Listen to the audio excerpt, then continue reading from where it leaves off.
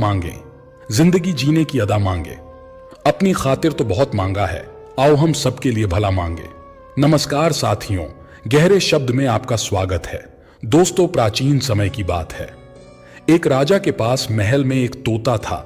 उसका नाम सनंदन था, जो कि बहुत ही ज्ञानी था। वह तोता उन्हें एक लंबी यात्रा के दौरान मिला था।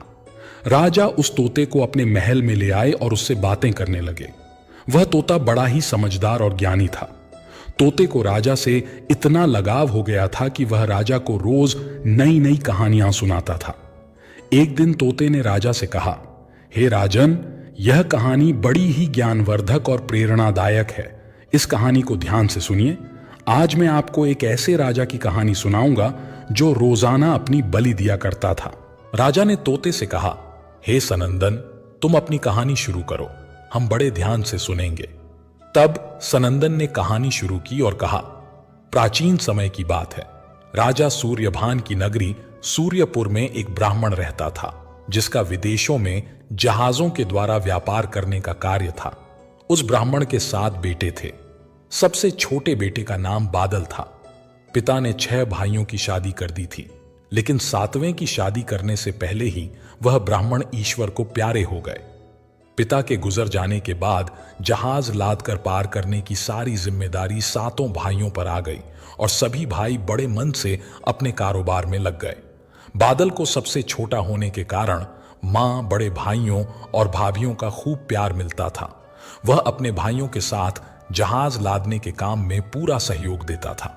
शाम को जब वह काम से लौटता तो दरवाजे पर खड़ी भाभियां अपने पतियों को दाएं हाथ से पानी का लोटा देकर पानी पीने को देती और बाएं हाथ से बादल को देती।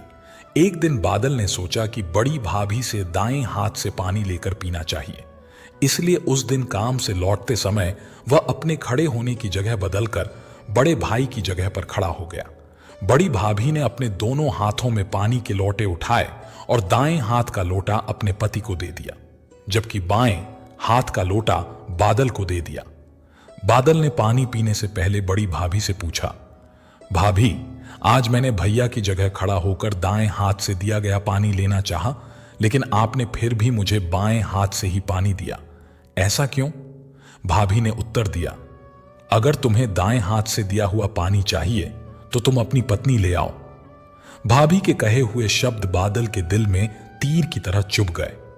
वह बिना पानी पिए भाभी से कहने लगा, ये लो तुम अपना पानी का लोटा, मैं यहां से जा रहा हूं।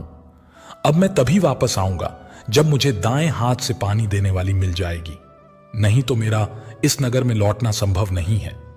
इतना कहकर बादल बिना पानी पिए ही घर से चला गया। वह चलते चलते अपने नगर से दूर शेरगढ़ पहुंच गया। उस राज्य में बादल और शांति का माहौल था, लेकिन वहां का राजा अपनी बेटी के स्वास्थ्य को लेकर बहुत दुखी था। बादल राजा के महल पहुंचा और वहां उसने देखा कि कई वैद्य राजकुमारी का इलाज कर रहे हैं। वह एक कोने में खड़ा होकर सबकी गतिविधियों पर नजर रखने लगा। जब सभी वैद्य असफल होकर लौट गए तो बादल ने मंत्री से कहा, मुझे भी राजकुमारी का इलाज करने की अनुमति दी जाए। मंत्री ने यह बात राजा को बताई। राजा ने बादल को बुलवाया और पूछा, मेरी बेटी के इलाज के लिए क्या करना होगा? बादल ने कहा, महाराज, मुझे एक रात आपकी बेटी चंद्रप्रभा के साथ एकांत में रहने की अनुमति दीजिए, ताकि मैं बीमारी के कारण का पता लगा सकूं। राजा ने बादल की बात मान ली। उस रात बादल राजकुमारी के कक्ष में गया। जैसे ही रात के 12 बजे राजकुमारी के मुख से एक नागिन बाहर निकली और जंगल की ओर चली गई। नागिन के जाने के बाद बादल ने राजकुमारी को जगाकर उसकी तबीयत के बारे में पूछा। राजकुमारी ने कहा कि वह अब स्वस्थ महसूस कर रही है। सुबह 4 बजे नागिन लौटकर आई और फिर से राजकुमारी के मुख के रास्ते उसके पेट में चली गई। बादल एक कोने में बैठा हुआ यह सब देख रहा था। जब सुबह हुई तो राजा सहित अन्य मंत्री बादल के पास पहुंचे और पूछने लगे, बादल, तुम किसी नतीजे पर पहुंचे हो या नहीं? बादल ने कहा, महाराज, मैं नतीजे पर तो पहुंच गया हूं, लेकिन राजकुमारी के उपचार के लिए मुझे एक रात और चाहिए और कुछ सामग्री भी चाहिए। राजा ने राजकुमारी के स्वस्थ होने की आशा में बादल से कहा, ठीक है। राजा ने मंत्री को आदेश दिया, मंत्री जी, बादल को जो कुछ भी चाहिए वह सब कुछ इसे लाकर दिया जाए। मंत्री ने सिर झुकाकर कहा, ठीक है महाराज। उसके बाद मंत्री ने बादल से सामग्री के बारे में पूछा। बादल ने कहा, मुझे एक ऐसा बांस चाहिए जो 10 फुट लंबा हो, मोटा और अंदर से साफ किया हुआ हो। उस बांस का मुंह एक तरफ से खुला हुआ और दूसरी तरफ से बंद हो। खुले मुख की डांट भी हो ताकि जरूरत पड़ने पर बांस के उस खुले मुंह को बंद किया जा सके। इस सारे सामान के साथ मुझे पहले की तरह एक रात का एकांत समय चाहिए। मंत्री ने जल्दी से वह सारा सामान तैयार करवाकर बादल को दे दिया जो उसने मांगा था। बादल ने शाम होने का इंतजार किया। रात होते ही वैद्य के जाने के बाद वह फिर से उसी तरह से एक कोने में बैठ गया और रात के 12 बजने का इंतजार करने लगा। जैसे ही रात के 12 बजे बादल उठा और बांस को उठाकर उसे राजकुमारी के मुंह पर लगा दिया। वह नागिन के निकलने का इंतजार करने लगा। रात के 12 बजते ही नागिन मुंह से निकली और बांस में चली गई। जैसे ही नागिन बांस में गई, बादल ने कसकर डांट लगा दी और उसे बांस के अंदर बंद कर दिया। इसके बाद उसने बांस को एक कोने में खड़ा कर दिया और आराम से सो गया। सवेरा होने पर राजा अपने मंत्रियों के साथ फिर से राजकुमारी के कक्ष में आए। उन्होंने देखा कि बादल सो रहा है। मंत्री ने बादल को जगाया। राजा ने बादल से पूछा, क्या तुम्हारा काम पूरा हो गया है? बादल ने कहा, जी हां महाराज, मेरा काम पूरा हो चुका है, लेकिन एक काम अभी बाकी है जिसे आपके सैनिकों के द्वारा पूरा करवाना होगा। राजा ने पूछा, बताओ क्या काम है? बादल ने कहा, इस कोने में रखे बांस को ले जाकर अपने सैनिकों के द्वारा इसे अच्छी तरह से कटवा दीजिए। राजा ने आदेश दिया। सैनिक उस बांस को ले गए और पत्थरों से कूट दिया, जिससे नागिन कुचलकर उसके अंदर ही मर गई। इसके बाद बादल ने राजा से कहा, अब आप अपनी राजकुमारी को जगाइए और उससे उसके स्वास्थ्य के बारे में पूछिए। राजा ने राजकुमारी को जगाया और उससे उसके स्वास्थ्य के बारे में पूछा।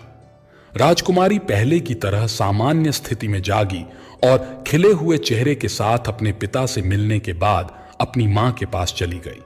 राजा ने जब अपनी बेटी को स्वस्थ पाया तो उसकी खुशी का कोई ठिकाना नहीं रहा। उसने अपनी शर्त के अनुसार राजकुमारी का विवाह बादल के साथ कर दिया और उसे अपना आधा राज्य देकर वहां का राजा बना दिया। बादल कुछ दिन महल में रहकर अपना समय बिताने लगा।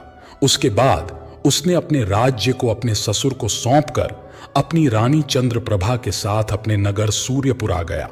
घर आने के बाद उसकी मां और भाभियों ने उनका भव्य स्वागत किया। वे सभी खुशी खुशी रहने लगे। उन दिनों सूर्यपुर नगर के बाहर सीमा के समीप हर वर्ष एक मेला लगता था। उस मेले में वर्गास नाम का एक दानव आता था। वह दानव तंत्र मंत्र का झांता और बहुत ताकतवर था। वह हर वर्ष मेले में आता और अपनी विद्या से एक सुंदर लड़की को मक्खी बनाकर अपनी जटाओं में छुपा लेता था। इस तरह वह लड़कियों का अपहरण करके ले जाता था और अपनी गुफा में 7 तालों के भीतर बंद कर देता था। राज्य की सीमा पर हर वर्ष की तरह इस वर्ष भी मेला लगा। बादल की 6 भाभियां चंद्रप्रभा को भी मेला दिखाने ले गईं। मेले में वर्गास नाम का दानव भेष बदलकर घूम रहा था। जैसे ही उसकी नजर चंद्रप्रभा पर पड़ी, वह उसे भाग गई।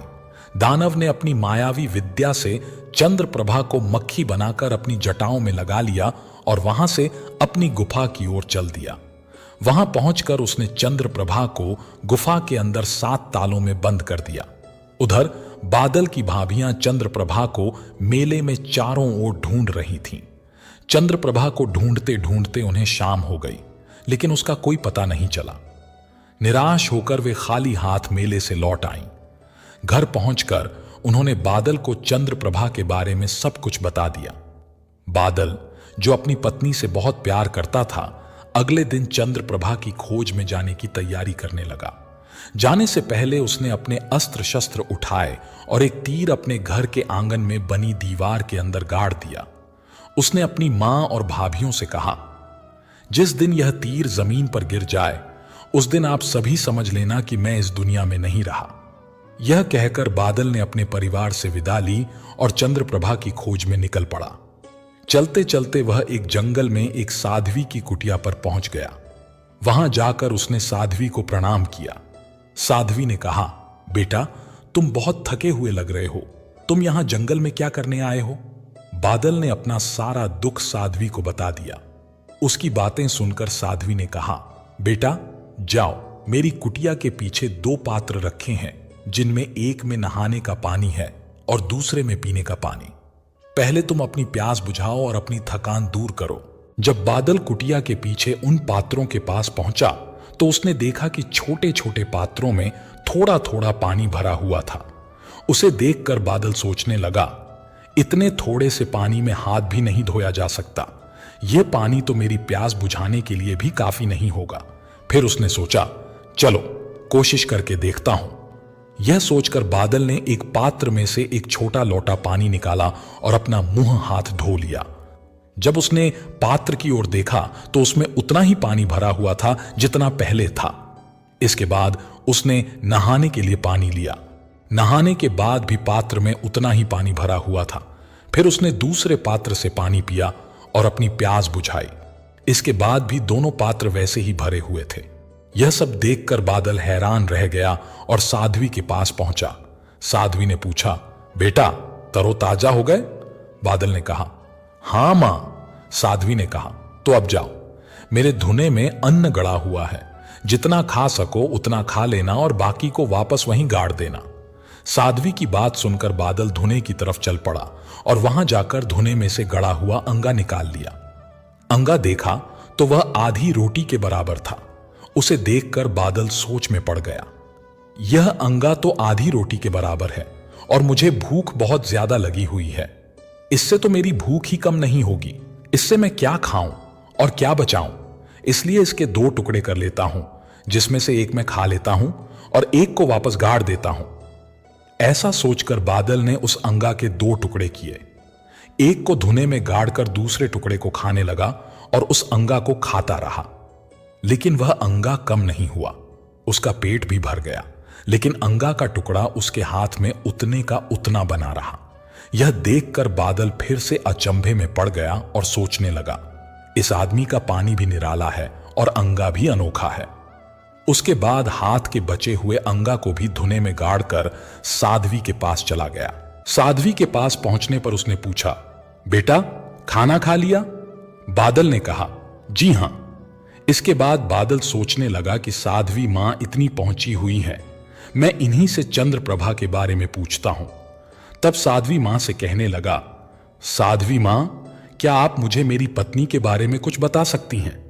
साध्वी उससे कहने लगी, बेटा तेरी पत्नी को असुरपुर का दानव वर्गासुर उठाकर ले गया है, जो बहुत ही शक्तिशाली और मायावी है। साध्वी की बात सुनकर राघव ने कहा, माता आप मुझे उस दानव से चंद्रप्रभा को छुड़ाने का कोई उपाय बताइए। साध्वी कहने लगी, बेटा इस बारे में मैं ज्यादा कुछ नहीं जानती। अधिक जानने के लिए तुझे मेरी गुरुमां नोना चंडी के पास जाना होगा। तेरा आगे का मार्गदर्शन मेरी गुरुमां ही करेंगी। इसके बाद बादल ने कहा, ठीक है मां, तो फिर मुझे गुरुमां के पास जाने का रास्ता बता दीजिए। साध्वी ने उसे अपनी गुरुमां का रास्ता बता दिया। बादल साध्वी के बताए हुए रास्ते से जाते हुए आगे बढ़ता रहा। वह गुरुमां नोना चंडी के पास पहुंच गया, जो 14 विद्याओं और अनेक प्रकार की मायावी विद्याओं से परिपूर्ण थीं। उनका स्थान असुरपुर के नजदीक था। गुरुमां के आश्रम के आसपास हंस विचरण करते थे। गुरुमां की विद्या और माया शक्ति अधिक शक्तिशाली होने के कारण वर्गासुर गुरुमां से खौफ खाता था। आश्रम में पहुंचकर बादल ने गुरुमां को प्रणाम किया। साध्वी ने बादल से अपना परिचय और आने का कारण पूछा। उसके बाद बादल ने अपनी सारी बात गुरुमां को बता दी। इसके बाद गुरुमां ने बादल का पूर्व साध्वी की तरह ही आतिथ्य सत्कार किया और कहने लगी, बेटा इस मायावी दानव वर्गासुर से चंद्रप्रभा को आजाद कराना इतना आसान नहीं है। इस दानव ने तुम्हारी पत्नी को अपनी गुफा के 7 तालों के अंदर कैद करके रखा है। जब भी वह दानव अपनी गुफा से बाहर जाता है तो वह उसे अपनी माया से बंद करके जाता है। उसकी गैर मौजूदगी में गुफा के अंदर कोई भी नहीं जा सकता। अगर कोई भी इंसान ऐसा करने की कोशिश करता है तो वह उसे अपनी माया से पत्थर का बना देता है। इसलिए तुम चंद्रप्रभा को छोड़ दो और अपनी जान की परवाह करो और यहां से सही सलामत अपने घर लौट जाओ। यह सुनकर बादल कहने लगा, मां मुझे अपनी जान की फिक्र नहीं है। अगर मैं जाऊंगा तो चंद्रप्रभा के साथ ही वापस जाऊंगा, नहीं तो मैं अपने प्राण दूंगा। बादल की बात सुनकर साध्वी कहने लगी, ठीक है बेटा, जब तुमने ठान ही लिया है तो मेरी बात ध्यान से सुनो। जैसा मैं कहूंगी तुम्हें वैसा ही करना होगा। अगर तुमने मेरे कहे अनुसार कार्य किया तो तुम चंद्रप्रभा को वापस अपने साथ ले जा सकोगे, अन्यथा तुम्हारे द्वारा की गई एक भी भूल तुम्हें पत्थर का बना देगी। इतना सुनकर बादल ने कहा, ठीक है गुरु मां, जैसा आप आदेश देंगी वैसा ही करूंगा। फिर साध्वी कहने लगी, बेटा शाम का समय है, दानव अपनी गुफा पर होगा, इसलिए इस समय जाना ठीक नहीं है। कल सुबह जब दानव अपनी गुफा से बाहर विचरण के लिए चला जाए, तब तुम मेरे धुने में से 2 मुट्ठी राख भरकर ले जाना। गुफा के दरवाजे पर पहुंचते ही दाएं हाथ की मुट्ठी की राख दरवाजे पर मार देना, जिसके कारण गुफा के दरवाजे के साथ साथ अंदर के 7 ताले भी खुल जाएंगे। उनके खुलने के बाद तुम अपनी पत्नी के पास पहुंच जाओगे, लेकिन अभी तुम सिर्फ उससे मिल सकते हो, उसे ले जा नहीं सकते। उसे अपने साथ ले जाने के लिए तुम्हें क्या करना होगा यह मैं तुम्हें बाद में बताऊंगी।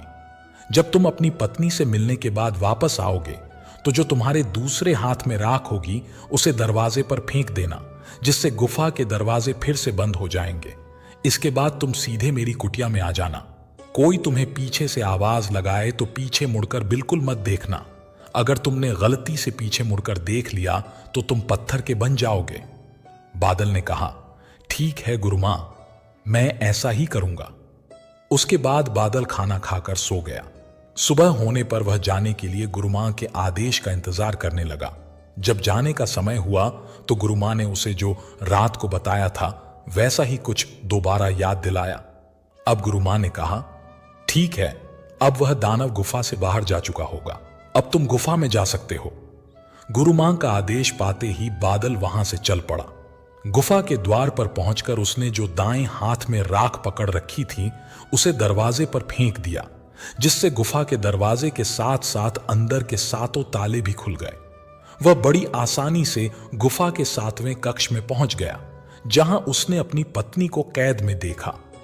जैसे ही चंद्रप्रभा ने बादल को देखा तो वह उसे देखकर रोने लगी और कहने लगी, हे नाथ, आप मुझे यहां से ले चलिए।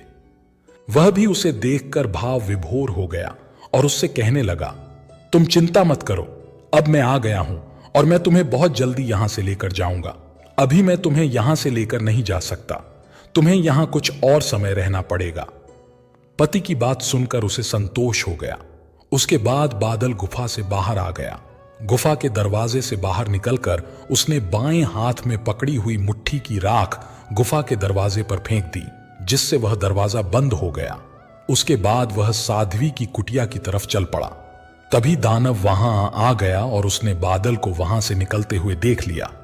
दानव ने पीछे से बादल को मानव स्वर में आवाजें दी, हे पथिक, तेरे पीछे तेरा सामान गिर गया है, उसे तुम ले जाओ। जब बादल ने किसी मनुष्य की आवाज सुनी तो वह गुरु मां की कही हुई बात को भूल गया और पीछे मुड़कर देख लिया। जैसे ही उसने पीछे मुड़कर देखा वह तुरंत पत्थर का बन गया।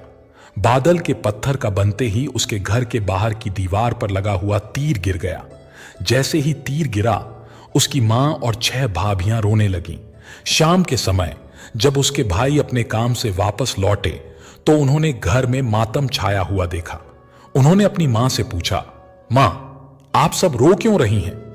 मां ने बताया, यह देखो, तुम्हारे अनुज भाई बादल के द्वारा गाड़ा गया तीर आज नीचे गिर गया है। इसका मतलब यह है कि आज तुम्हारा भाई हमारे बीच में नहीं रहा। 6 भाइयों ने जब तीर को देखा तो कहने लगे, मां, आप चिंता मत करो, हम अभी अपने छोटे भाई की खोज में निकलते हैं और उसे लेकर वापस आते हैं। इतना कहकर 6 भाइयों ने अपने तीर कमान उठाकर एक एक तीर दीवार में गाड़ दिया और मां से कहा, बादल की तरह ही हमारे तीर भी जब तक दीवार में खड़े रहेंगे तब तक हम सही सलामत रहेंगे। जिस दिन यह तीर दीवार से गिर जाए तो यह समझ लेना कि हम लोग भी इस दुनिया से जा चुके हैं।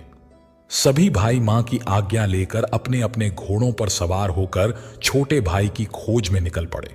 सभी भाई अपने छोटे भाई की खोज में जंगल में उस पहली वाली साध्वी के पास पहुंचे।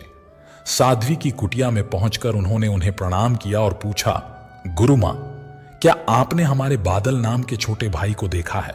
साध्वी ने आदर सत्कार के बाद कहा, तुम्हारा छोटा भाई मेरी गुरु मां के पास गया था। आगे क्या हुआ होगा, यह बात तो आपको मेरी गुरु मां ही बता सकती है। यह सुनकर सभी भाइयों ने साध्वी माता को प्रणाम किया और उनकी आज्ञा लेकर गुरु माता के पास चल पड़े। काफी लंबा रास्ता तय करने के बाद वे सभी गुरु मां के आश्रम में पहुंचे। वहां जाकर उन्होंने गुरु मां को प्रणाम किया। गुरु माता ने उनसे पूछा, आप लोग कौन हो? आप यहां किस लिए आए हैं और कहां से आए हो? तब बड़ा भाई कहने लगा, गुरु मां, हम सभी बादल के बड़े भाई हैं और बादल और चंद्रप्रभा की खोज में घर से निकले हैं। उनकी बात सुनकर गुरु मां ने कहा, आप लोग इतना लंबा सफर करके आए हैं, इसलिए थोड़ा विश्राम करके कुछ खा पी लो और यहां से वापस चले जाओ। उन सभी ने कहा, हम अपने अनुज भाई और उसकी पत्नी के बिना घर वापस नहीं लौट सकते, हम उनको अपने साथ में लेकर ही जाएंगे। गुरु मां कहने लगी, वह देखो, तुम्हारा भाई पत्थर का बना हुआ खड़ा है। तुम्हारे भाई की पत्नी उस दुष्ट राक्षस की गुफा में 7 तालों के अंदर बंद है।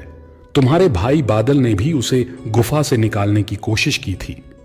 इसका परिणाम तुम्हारे सामने है। इसलिए अगर तुम अपनी जान की सलामती चाहते हो तो यहां से वापस लौट जाओ। गुरु मां की बात सुनकर सभी भाइयों ने कहा, मां, हम घर जाएंगे तो अपने छोटे भाई और उसकी पत्नी के साथ ही जाएंगे, अन्यथा हम भी अपने प्राण त्याग देंगे। मां, हमारा भाई तो पत्थर का बन गया है, लेकिन उसकी पत्नी अभी भी उस दानव की गुफा में सही सलामत कैद है। गुरु मां को भाइयों का प्रेम देखकर वे कहने लगीं, ठीक है, जो भूल तुम्हारे छोटे भाई ने की थी वह भूल तुम लोग मत करना, अन्यथा तुम्हारा भी वही हाल होगा जो तुम्हारे भाई का हुआ है। भाइयों ने कहा, गुरु मां, जैसा आप कहोगी हम वैसा ही करेंगे। तब गुरु मां ने उन सभी भाइयों को बादल की तरह सारी बातें समझाईं और कहा, दानव को अपनी गुफा में वापस लौटने के लिए अभी 3 घंटे का समय है। समय रहते गुफा से वापस लौट आना और आते समय पीछे मुड़कर मत देखना। गुरु मां ने सभी भाइयों को धूनी की विभूति दी। वे सभी भाई उस दानव की गुफा पर पहुंचे। उन्होंने अपने दाहिने हाथ की विभूति गुफा के दरवाजे पर फेंक दी, जिससे दरवाजे के साथ साथ गुफा के 7 द्वार भी खुल गए। सभी भाई गुफा के अंदर चले गए। अपने जेठों को अंदर आते देख चंद्रप्रभा उनके पैरों में रोते हुए गिर पड़ी। वह कहने लगी, भाई साहब, आप मुझे यहां से ले चलिए। बादल भी मुझे लेने आए थे, लेकिन मुझसे वादा करके चले गए और फिर वापस नहीं आए। भाइयों ने कहा, बेटी, तुम चिंता मत करो, हम तुझे यहां से लेकर ही जाएंगे, लेकिन तुम्हें अभी 1 दिन का और धैर्य रखना होगा। हम तुझे यहां से ले जाने का तरीका गुरु मां से जानकर दोबारा आएंगे और तुझे यहां से लेकर जाएंगे। चंद्रप्रभा को भाइयों की बात का भरोसा हो गया। सभी भाई गुफा से बाहर निकलकर बाएं हाथ की विभूति से द्वार को बंद कर देते हैं। अभी वे वहां से निकले ही थे, तभी दानव वर्गासुर वहां आ गया। उसने अपनी गुफा से बाहर निकलते हुए भाइयों को देख लिया। दानव ने एक पीड़ित मनुष्य की आवाज में कहा, हे भाइयों, मैं एक लंगड़ा व्यक्ति हूं, तुम्हारे पीछे पीछे आ रहा हूं। मैं चलने में असमर्थ हूं, जरा मुझे भी सहारा दे दो ताकि मैं भी अपने घर पहुंच जाऊं। ईश्वर आपका भला करेगा। पीड़ित मनुष्य की आवाज सुनते ही उनके भाइयों ने भी वही गलती कर दी जो उनके छोटे भाई बादल ने की थी। गुरु मां की चेतावनी देने के बावजूद भी पीड़ित मनुष्य द्वारा लगाई गई आवाज पर उनका ध्यान चला गया और उन सभी ने पीछे मुड़कर देख लिया। पीछे देखते ही सभी भाई पत्थर के बन गए। उन सभी भाइयों के पत्थर का बन जाने के बाद वह दानव उन्हें गुफा के अंदर ले गया और चंद्रप्रभा से कहने लगा, मेरे पीछे से यहां पर कौन आया था? तब चंद्रप्रभा कहने लगी, मुझे क्या पता, मैं तो यहां 7 तालों के भीतर कैद हूं। क्या कोई 7 तालों के भीतर कैद रहकर बाहर की दुनिया में घट रही घटनाओं के बारे में कुछ बता सकता है? गुफा के अंदर और बाहर चारों तरफ निगरानी करने के बाद दानव कहने लगा, उन गुस्ताखियों को तो मैंने सजा दे दी है, अब देखता हूं कि अब कौन आता है। उसकी सजा देने की बात सुनकर चंद्रप्रभा के पैरों तले से जमीन खिसक गई और वह सोचने लगी, हो ना हो इसने जरूर मेरे जेठ भाइयों को मार डाला है। इसके बाद चंद्रप्रभा भी जीने की उम्मीद छोड़ देती है। इधर जैसे ही 6 भाई पत्थर के हुए, उनके घर के बाहर बनी दीवार में से 6 के 6 तीर नीचे गिर पड़े। इनको देखकर उनकी मां और उनकी पत्नियां रोने लगीं और विलाप करने लगीं। उन्हें रोते रोते सुबह से शाम हो गई और शाम से रात हो गई, लेकिन उनका रोना और विलाप करना कम नहीं हुआ। उनके राज्य के राजा सूर्यभान हर रोज रात को अपने नगर सूर्यपुर की प्रजा की खैर खबर लेने के लिए अलग अलग रूप में निकलते थे। उस रात को भी वह राजा अपने घोड़े पर सवार होकर प्रजा की खैर खबर लेने के लिए निकले। पूरे नगर का चक्कर लगाने के बाद अंत में राजा जब उस तरफ पहुंचे जहां ब्राह्मणी और उसकी 6 बहुएं विलाप कर रही थीं, तो उन्हें देखकर वे उनके पास रुक गए। उनके पास जाकर उस ब्राह्मणी से राजा ने पूछा, मां, तुझे क्या कष्ट है? तुम इतनी रात गए अपनी बहुओं के साथ क्यों विलाप कर रही हो? तो वह बूढ़ी मां कहने लगी, क्या बताऊं महाराज, आज मेरे 7 बेटे थे जिनकी 6 बहुएं यहां पर मौजूद हैं। एक बहू मेले से गायब हो गई, जिसकी तलाश में गए हुए मेरे 7 बेटे अब इस दुनिया में नहीं रहे। अब हम उनके बिना कैसे जिएंगे? ब्राह्मणी की दुख भरी कहानी सुनते हुए राजा सूर्यभान कहने लगे, हे मां, तुम चिंता मत करो। तुम्हारे बेटों को लेने के लिए मैं जा रहा हूं और मैं वापस तभी आऊंगा जब तुम्हारे बेटे और बेटे की पत्नी मेरे साथ होंगे और उनकी खैर खबर मेरे साथ होगी। इतना कहकर राजा सूर्यभान ब्राह्मणी के 7 बेटों की तलाश में रात में ही निकल पड़े। रात भर घुड़सवारी करने के बाद वह एक नगर कंचनगढ़ में पहुंचे। सारी रात थके हारे हाथ धोने और थोड़ा विश्राम करने के लिए एक ब्राह्मणी सुगंधा के घर पहुंच गए। उसके परिवार में सुगंधा के पति पहले ही गुजर चुके थे। सुगंधा के घर उसका एक पुत्र और उसकी एक नवविवाहिता पत्नी थी, जो हाथ में कंगना डाले हुए झाड़ू लगा रही थी। जब सूर्यभान की नजर उस नवविवाहिता के कंगना पर पड़ी तो वह उस ब्राह्मणी से पूछने लगे, मां, यह बहू के हाथ में कंगना कैसे? क्या यह अभी तक खुला नहीं है? उसकी बात सुनकर ब्राह्मणी बोली, बेटा, मेरी नवविवाहिता बहू के हाथ में कंगना इसलिए नहीं खुल पाया क्योंकि मेरा बेटा राजा धीर सिंह के यहां काम करता है। वह राजा धीर सिंह की पहरेदारी की नौकरी करता है और वहां से राजा ने उसे अवकाश नहीं दिया, इसलिए वह शादी करते ही वापस चला गया और बहू का कंगना इसलिए नहीं खुल पाया है। इतना सुनते ही राजा सूर्यभान बोले, मां, ऐसा कौन सा राजा है जिसने दुल्हन के कंगना को खोलने के लिए भी समय नहीं दिया? तो ब्राह्मणी बोली, इसी कंचनगढ़ का राजा धीर सिंह है। उसके बाद कुछ समय विश्राम करने के बाद सूर्यभान ने अपना एक साधारण आदमी का वेश बनाया और सुगंधा के बेटे मोहन के पास महल में जा पहुंचे, जो कि राजा धीर सिंह के पलंग की रात में निगरानी के लिए तैनात रहता था। मोहन के पास पहुंचकर राजा सूर्यभान ने मोहन से कहा, मोहन, आज तुम्हारे बदले में यहां पर पहरा दूंगा और तुम घर जा सकते हो। जब तक हमारा संकेत तुम्हें न मिले तुम अपने घर पर रहोगे और तुम्हारे बदले पहरा हम देंगे। उसके बाद मोहन अपने घर चला गया और उधर राजा सूर्यभान साधारण वेश में राजा धीर सिंह के यहां पहरा देने लगे। उस नगर से बाहर जंगल में एक चंडी की मढ़ी थी। राजा धीर सिंह प्रतिदिन रात के 12 बजे पलकर वहां चंडी की मढ़ी पर जाते थे। उस रात भी जब वह उस तरफ चल पड़े तो सूर्यभान भी छुपते छुपाते राजा के पीछे पीछे चल पड़े। राजा धीर सिंह ने रोज की तरह चंडी की मढ़ी पर पहुंचकर अपने आप को खोलते हुए तेल की कड़ाही में डाल दिया। कुछ देर बाद वहां चंडी प्रकट हुई और उसने एक कपड़े के आसन पर बैठकर राजा धीर सिंह के कंकाल को तेल की कड़ाही से चिमटी की सहायता से बाहर निकाला और एक केले के पत्ते पर रख दिया। उसके बाद वह कड़ाही का तेल निकालकर पी गई। इसके बाद चंडी ने पास रखे औरत के पात्र में से कुछ बूंदें लीं और उन्हें कंकाल पर डाल दिया, जिससे राजा धीर सिंह फिर से जीवित होकर खड़े हो गए। उन्होंने चंडी के पैर छूकर प्रणाम किया। पैर छूते ही चंडी ने अपने बैठे हुए आसन को उठाकर राजा धीर सिंह को दे दिया और कहा, धीर सिंह, अब इस आसन में से 1.25 मन सोना झाड़ लो। राजा धीर सिंह ने आसन लेकर उसे झाड़ना शुरू कर दिया। राजा धीर सिंह अपने कार्य पूर्ण होने के कारण इसी प्रकार वहां जाते और अपनी आहुति देकर 1.25 मन सोना प्राप्त करते थे। इसके बाद वह सोने को ले जाकर सुबह सभी याचकों को दान कर देते थे। राजा वीर सूर्यभान ने छुपकर इस सारे घटनाक्रम को देखा। सूर्यभान सकते में आ गए और सोचने लगे, इस राजा के त्याग का तो कोई मुकाबला नहीं है, जो अपनी प्रजा के लिए अपने प्राणों की भी परवाह किए बिना हर रोज अपनी जान की बलि दे देता है।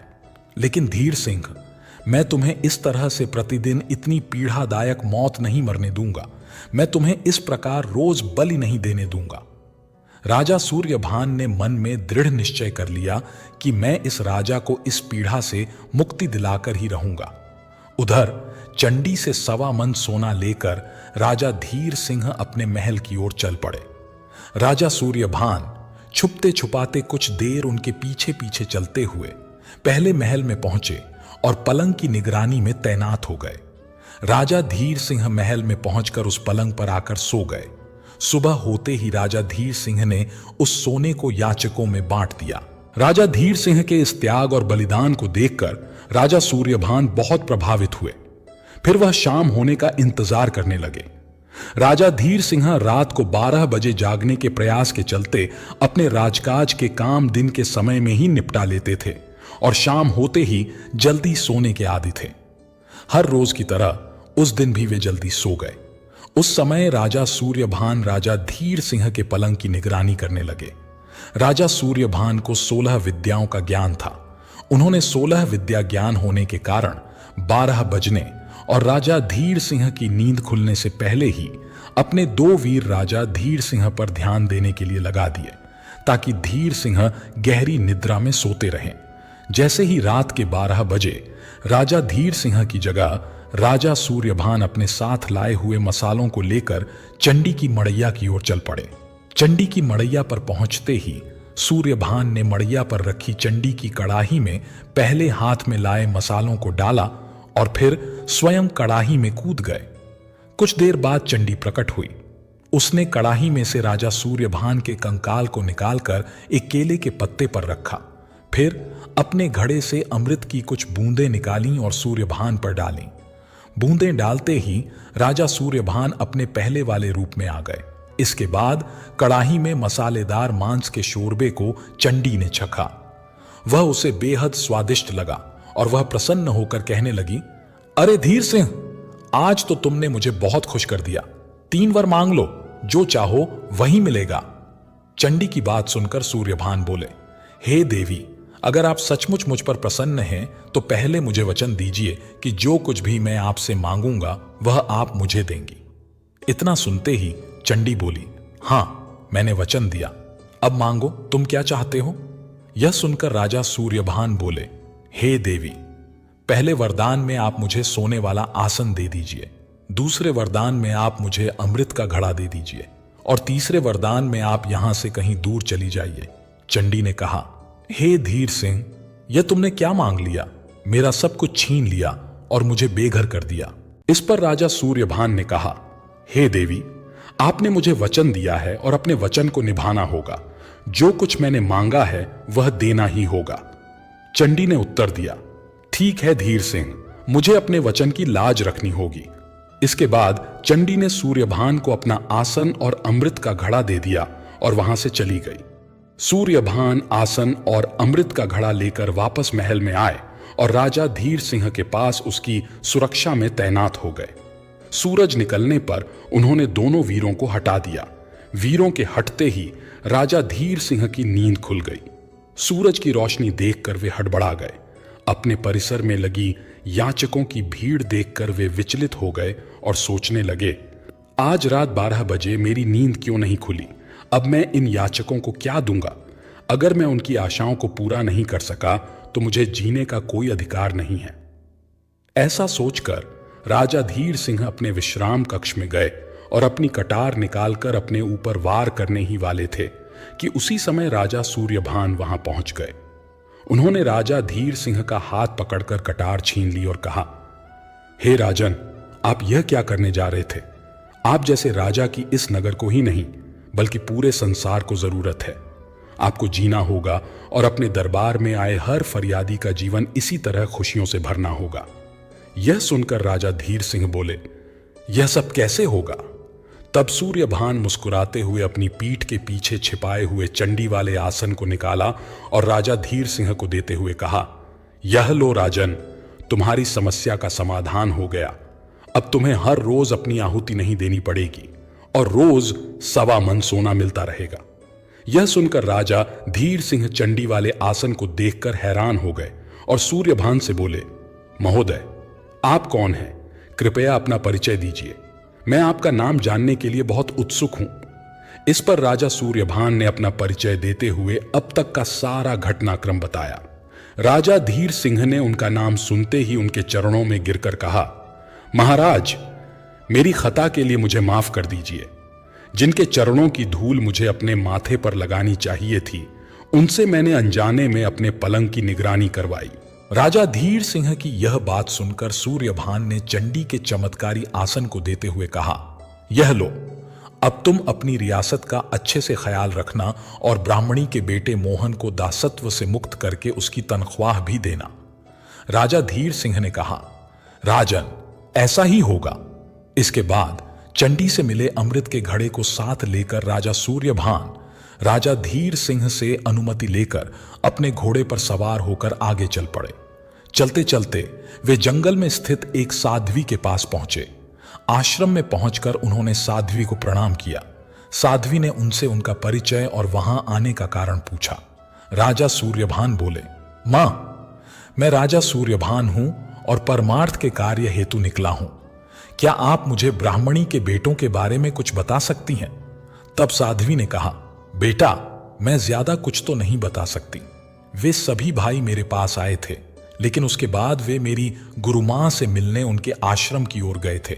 उनके बारे में ज्यादा जानकारी तुम्हें मेरी गुरु से ही मिल सकती है। उनकी बात सुनकर राजा सूर्यभान ने कहा, ठीक है मां, तो मैं चलता हूं।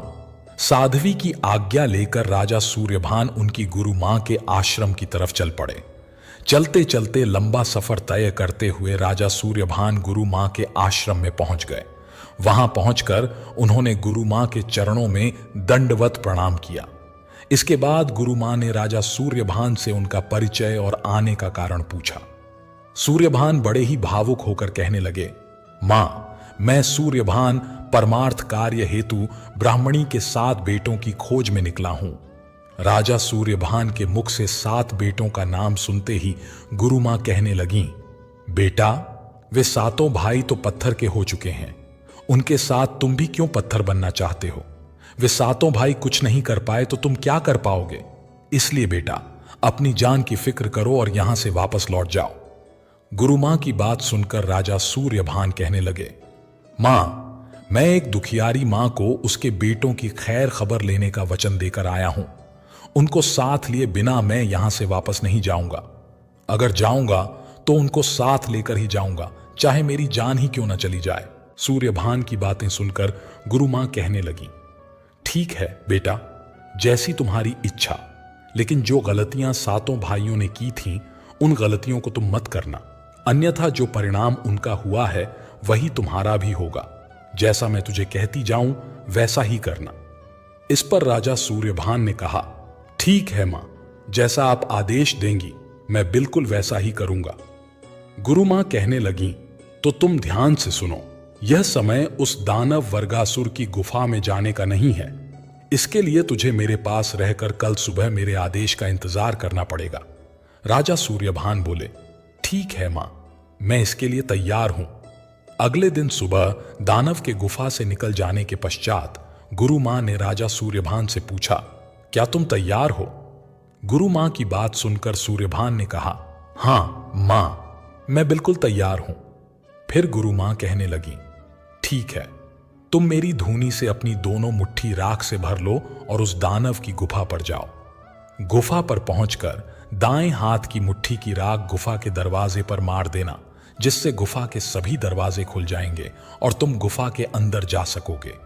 जब तुम चंद्र प्रभा से मिलकर बाहर निकलो तो गुफा के द्वार पर बाएं हाथ की मुट्ठी की राख देना, जिससे गुफा का द्वार बंद हो जाएगा। इसके बाद तुम सीधे मेरे आश्रम में वापस आ जाना। अगर कोई पीछे से तुम्हें आवाज दे तो मुड़कर मत देखना, नहीं तो तुम भी पत्थर के बन जाओगे। सूर्यभान कहने लगे, ठीक है मां, जैसा आपने कहा है मैं बिल्कुल वैसा ही करूंगा।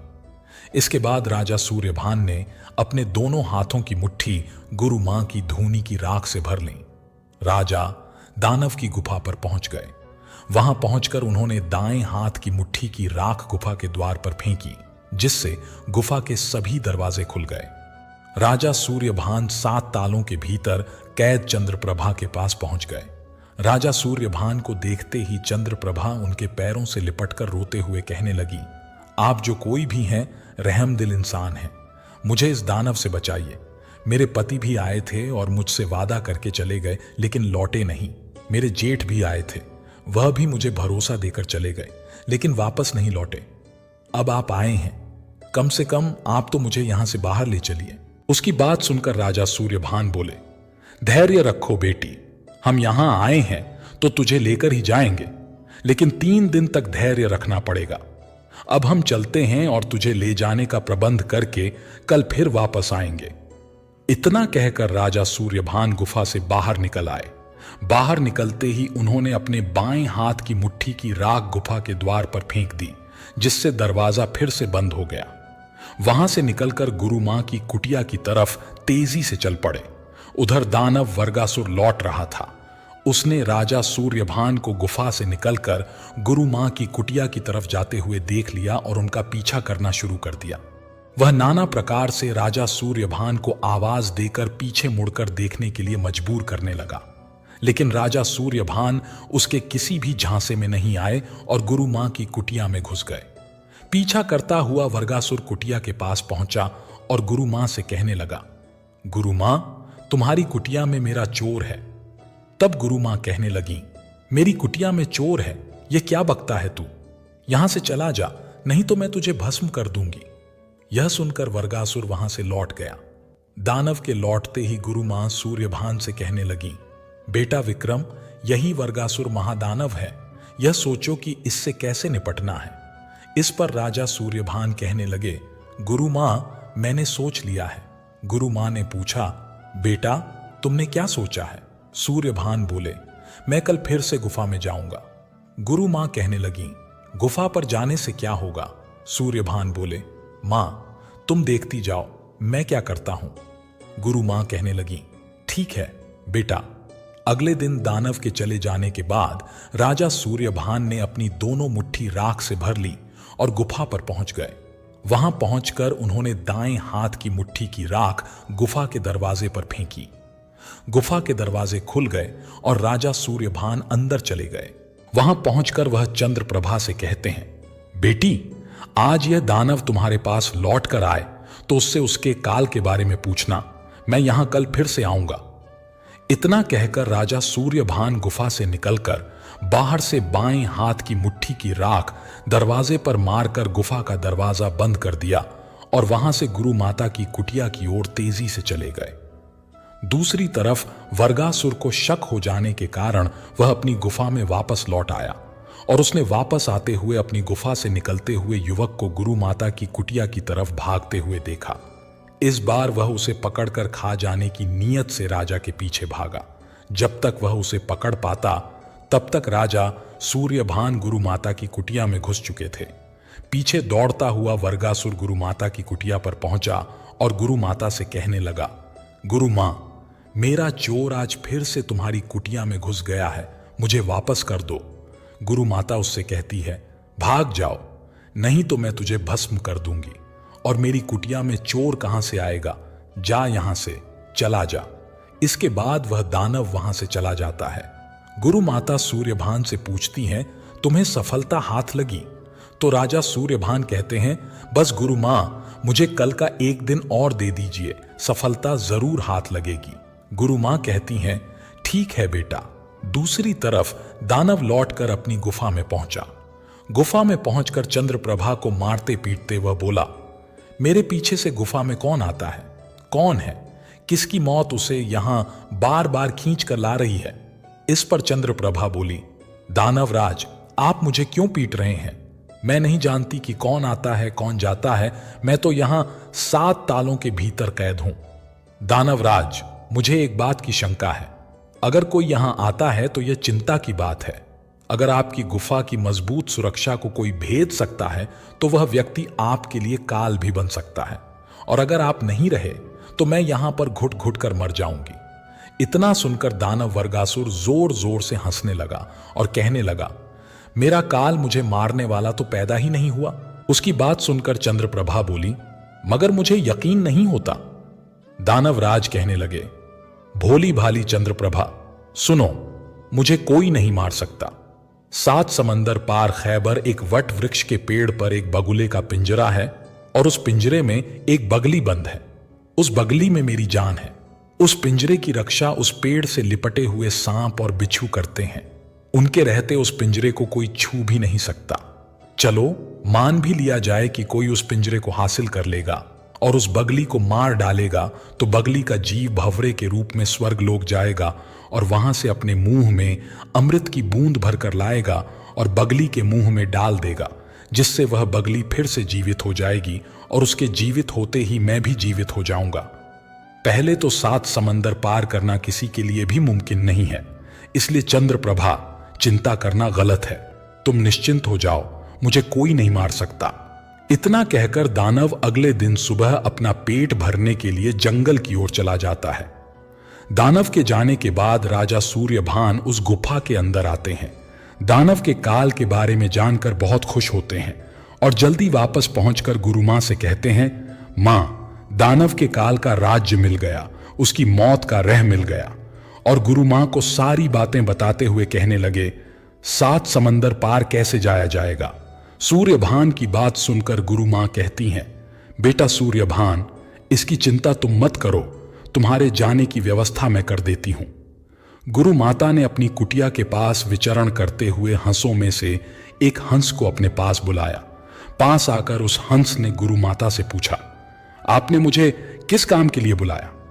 गुरु माता कहने लगी, बेटा, तुम्हें सूर्यभान को अपनी पीठ पर बैठाकर 7 समंदर पार ले जाना है और रास्ते में इसका भरपूर सहयोग करना है।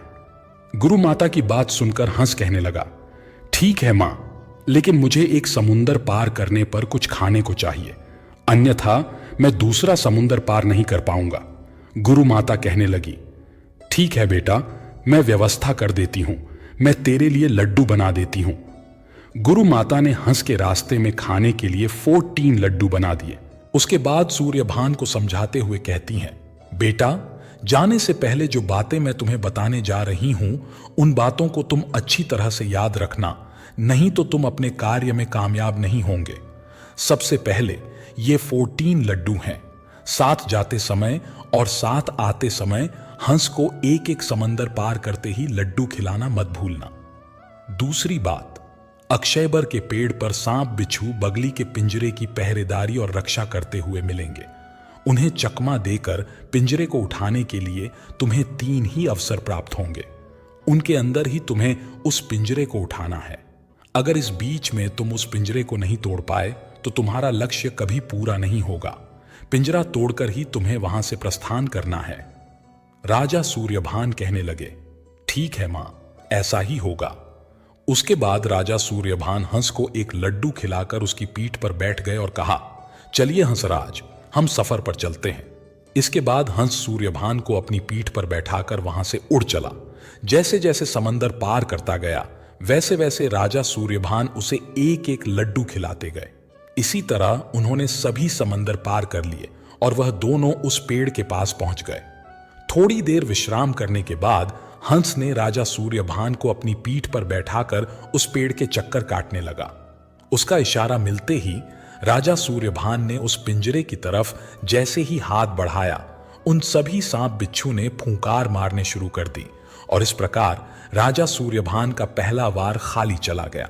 उसके बाद काफी देर तक चक्कर लगाने के बाद उसने फिर से राजा सूर्यभान को इशारा किया और इस बार भी राजा सूर्यभान बगुले के पिंजरे को पेड़ से उतारने में कामयाब नहीं हुए।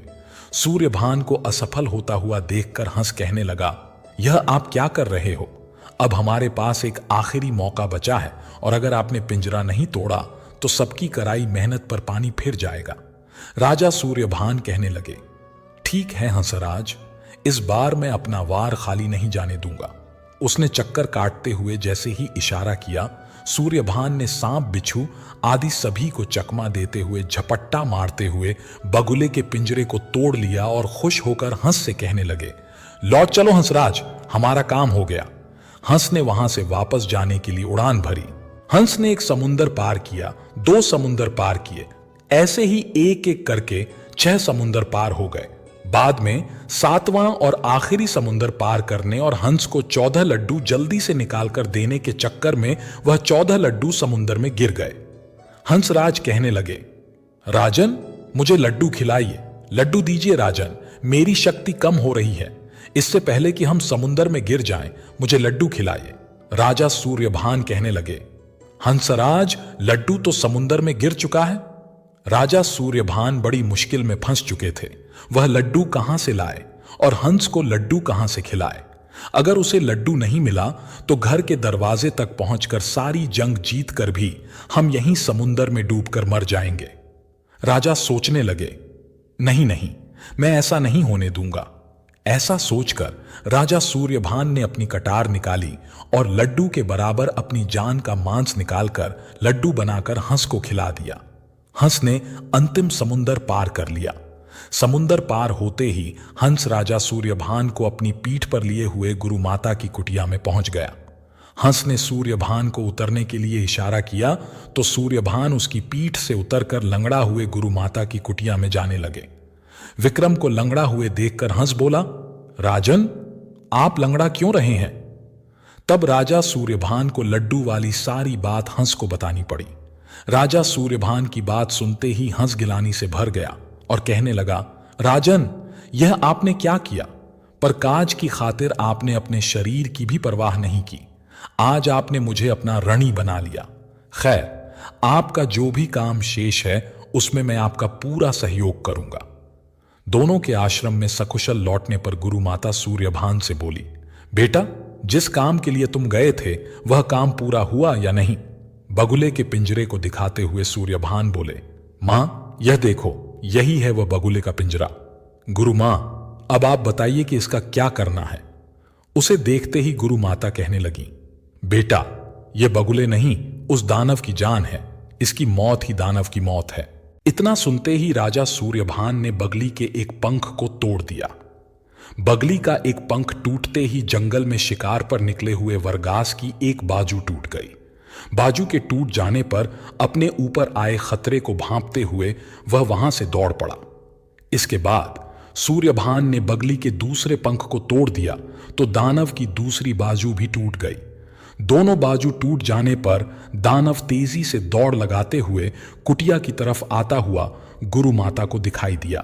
गुरु माता राजा सूर्यभान से कहने लगी, वह देखो बेटा, वह दानव अब तुम्हारी तरफ तेजी से बढ़ रहा है, उसे रोको। इसके बाद सूर्यभान ने बगली का एक पैर तोड़ दिया तो दानव की भी एक टांग टूट गई और वह लंगड़ा होकर आगे बढ़ने लगा। उसके बाद राजा सूर्यभान ने बगली की दूसरी टांग भी तोड़ दी, जिससे दोनों का दूसरा पैर टूट गया और वह गिर पड़ा। लेकिन फिर भी वह लुढ़कता हुआ सूर्यभान की तरफ बढ़ रहा था। गुरु मां कहने लगी, बेटा सूर्यभान, यह राक्षस अभी भी तुम्हारी तरफ लुढ़कता हुआ आ रहा है और जब तक यह मर नहीं जाता तब तक यह तुम्हारे लिए खतरा ही है, इसे खत्म करो। गुरु मां का आदेश पाते ही सूर्यभान ने बगली की गर्दन को मरोड़कर फेंक दिया, जिसके कारण वह बगली मर गई। बबुली के मरते ही वर्गासुर दानव भी मर गया। बगली के मरने के बाद बबुली के जीव के शरीर से निकलकर भंवरा बनकर स्वर्ग की ओर चला गया और स्वर्ग लोक से अपने मुंह में अमृत की बूंद भरकर ले आया, जिसे वहां पर मौजूद उस हंस ने देख लिया। भंवरा बबुली की तरफ बढ़ ही रहा था कि हंस ने उसे पकड़ लिया और उसे पकड़कर चबाकर खा गया। दानव का अंत हो गया था। दानव के अंत हो जाने के बाद उसका शैतानी साम्राज्य भी खत्म हो गया। उसकी गुफा के सभी दरवाजे अपने आप ही खुलते चले गए और गुरु माता से आज्ञा पाकर राजा सूर्यभान गुफा के अंदर गए। अंदर जाकर चंद्रप्रभा से कहते हैं, चलो बेटी, आज तुम्हारा वनवास पूरा हो गया। चंद्रप्रभा राजा सूर्यभान के साथ गुफा से बाहर आई और गुफा के दरवाजे के बाहर पत्थर के बने पुतलों को देखकर पूछने लगी, महोदय यह किसके पुतले हैं? राजा सूर्यभान कहने लगे, बेटी यह 7 पुतले हैं। ये सभी पुतले तुम्हारे पति और तुम्हारे जेठ भाइयों के हैं, जिनको इस दानव ने पत्थर का बना दिया था। इसलिए ये सभी वापस लौटकर तुम्हारे पास नहीं पहुंचे। राजा सूर्यभान की बात सुनकर चंद्रप्रभा रोने लगी। राजा सूर्यभान ने उसे शांत कराते हुए कहा, नहीं बेटी, यह समय रोने का नहीं है और मुझे थोड़ा सा समय दो। इतना कहते ही चंद्रप्रभा चुप हो गई। राजा सूर्यभान ने अपने पास मौजूद चंडी से प्राप्त अमृत के घड़े में से अमृत की कुछ बूंदें निकालते हुए सातों भाइयों पर छिड़क दी, जिससे सातों भाई फिर से जीवित हो उठे। राजा सूर्यभान के चरणों में गिरकर कहने लगे, प्रभु, आज आपने हमें नया जीवन दिया है। आप तो हमारे भगवान हैं। अब हम आपके संरक्षण में ही चलेंगे। राजा सूर्यभान ने चंद्रप्रभा सहित सातों भाई को अपने साथ लेकर गुरु माता के पास पहुंचे और उनसे मिलकर जाने की आज्ञा मांगी। वह गुरु माता से कहने लगे, गुरु माता, हमें यहां से हंसी खुशी जाने की अनुमति दें। उसके बाद गुरु माता ने सभी को जाने की आज्ञा दी। राजा सूर्यभान ने उन सभी को साथ में लेकर अपनी राजधानी सूर्यपुर में उसी ब्राह्मणी के सामने आए, जो अपने बेटों के वियोग में रो रोकर अंधी हो चुकी थी, और कहने लगे, मां, तुम्हारे बेटे और तुम्हारी बहू चंद्रप्रभा तुम्हारे सामने हैं। इतना सुनते ही वह बूढ़ी औरत कहने लगी, अरे मूर्ख, कौन है तू जो मुंह अंधी और दुखियारी मां से मखौल कर रहा है? क्या तुम्हें ऐसा मजाक करने के लिए मैं ही मिली हूं? यह सुनकर राजा सूर्यभान बोले, नहीं मां, मैं तुझसे कोई मखौल नहीं कर रहा हूं, बल्कि सच में तुम्हारे बेटे और बहू हमारे सामने खड़े हैं। यह सुनकर ब्राह्मणी कहने लगी, मैं नहीं जानती कि कौन है, लेकिन मैं इतना जानती हूं कि जिस दिन मेरे बेटे और मेरी बहू मेरे सामने आ जाएंगे, उस दिन मेरी इन अंधी हो चुकी आंखों में रोशनी लौट आएगी और इनकी चमक वापस आ जाएगी। वह कहने लगे, ठीक है मां, जब आपका विश्वास इतना मजबूत है तो प्रभु का नाम लेकर अपनी आंखें खोलिए और देखिए। ब्राह्मणी को कुछ भरोसा हुआ तो उसने अपनी आंखें बंद करके प्रभु का नाम लेकर फिर आंखें खोली, तो उसकी आंखों में वही चमक और रोशनी वापस आ चुकी थी। उसके बाद उसने अपने बेटे और बहू को देखा तो उन्हें देखकर उसकी खुशी का कोई ठिकाना नहीं रहा।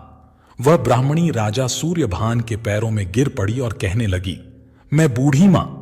इतना सुनते ही राजा सूर्यभान ने उन्हें उठाकर अपने सीने से लगा लिया और कहने लगे, माता, तुम्हारी जगह मेरे चरणों में नहीं, बल्कि मेरी जगह तुम्हारे पैरों में है। मां का स्थान बेटे के पैरों में नहीं, बल्कि बेटे का स्थान मां के चरणों में होता है। मां, ईश्वर का लाख लाख शुक्र है कि उसने मेरे वचन की और आपके विश्वास की लाज रख दी।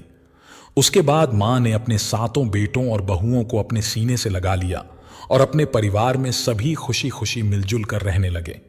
वह बूढ़ी ब्राह्मणी राजा सूर्यभान को बार बार आशीर्वाद देने लगी और अपने बेटों और बहुओं के साथ खुशी खुशी सूर्यपुर नगरी में अपना जीवन व्यतीत करने लगी। हर आदमी के अपने गुप्त दुख होते हैं जिन्हें दुनिया नहीं जानती, और कई बार हम किसी आदमी को कठोर समझते हैं जब वह केवल उदास होता है। जो लोग दर्द को समझते हैं वो लोग कभी दर्द की वजह नहीं बनते। जिंदगी में कुछ जख्म ऐसे होते हैं जो कभी नहीं भरते, बस इंसान उन्हें छुपाने का हुनर सीख जाता है। जहां सम्मान न हो वहां प्रेम व्यर्थ है, जहां संवाद न हो वहां संबंध व्यर्थ है, और जहां विश्वास न हो वहां आगे बढ़ना व्यर्थ है। अगर सही दिशा और सही समय का ज्ञान न हो तो उगता हुआ सूरज भी डूबता हुआ दिखता है। ईश्वर को अपना वकील बनाने वाला इंसान जिंदगी का हर मुकदमा जरूर जीतता है, वह भी मुफ्त में। यदि आप हमेशा गुस्सा और शिकायतें ही करते हैं तो लोगों के पास आपके लिए कभी समय नहीं होगा। कितनी अजीब बात है ना, पैसों से सुविधा खरीदी जाती है, सुख नहीं, और दुख का कोई खरीदार नहीं होता। किसी ने पूछा, इंसान बुरा कब बनता है? बहुत सुंदर जवाब मिला, जब वह अपने आप को सबसे अच्छा समझने लगे। कुछ लोग आंसुओं की तरह होते हैं, पता ही नहीं चलता कि साथ दे रहे हैं या साथ छोड़ रहे हैं। नाराजगी वहां मत रखिए जहां आपको बताना पड़े कि आप नाराज हैं। कभी कभी आंसू इसलिए भी आते हैं क्योंकि हम गुजरे हुए पलों को दोबारा जी नहीं सकते। जो आपसे दिल से बात करे उसे कभी दिमाग से जवाब मत दें। अनमोल हैं वे लोग जो आपकी आवाज से आपका हाल बता देते हैं। सारी उम्र कोई जीने की वजह नहीं पूछता, पर मरने वाले दिन सब पूछते हैं कैसे मरा। कद्र हो ही जाती है पर वक्त निकल जाता है। जिंदगी आखिरकार रुला ही देती है, फिर चाहे आप अपने माँ बाप के कितने ही लाडले क्यों ना हो। जब तक खुद पर न गुजरे, एहसास और जज्बात मजाक लगते हैं।